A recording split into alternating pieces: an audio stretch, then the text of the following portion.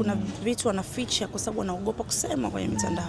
Kwa hiyo ni wasi tu wa Tanzania na watu ambao wako kwenye mitandao sana wasifanye hivyo vitu. Yani usimwambie mwenzio, yani usimshahadie mwenzio kwamba hawezi kuwa na mimba. Yani wewe ni nani?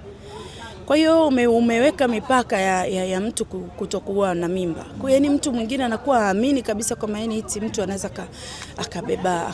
Yani kwa the way walivyokuwa wameshadadia. Mimi ningekuwa sijakaa miezi miwili na lile tumbo. Na mimi ningesema kweli au kweli, unajua kwa sababu mtu unashadadia too much. Lakini sisi tumeshinda, tunamkanda, tunamfanyia massage, tunamfanya nini? Kwa leo hii unaweza kuja kusema vitu kama hivyo. Kiukweli sio tabia nzuri.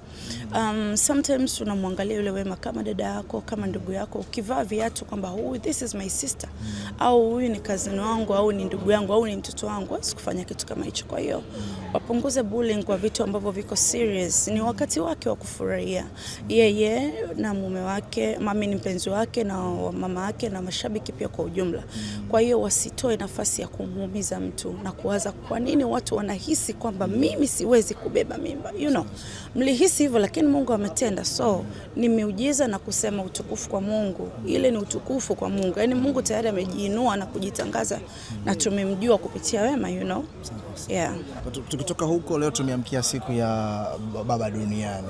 Na asilimia kubwa yanakuzunguka wameposti wenza wao, anti ameposti kosa kwa maneno yake, japokuwa posti yake ilikuwa imetupa dongo kwa aliyekuwa baba mzazi wake. Nafikiri umeiona.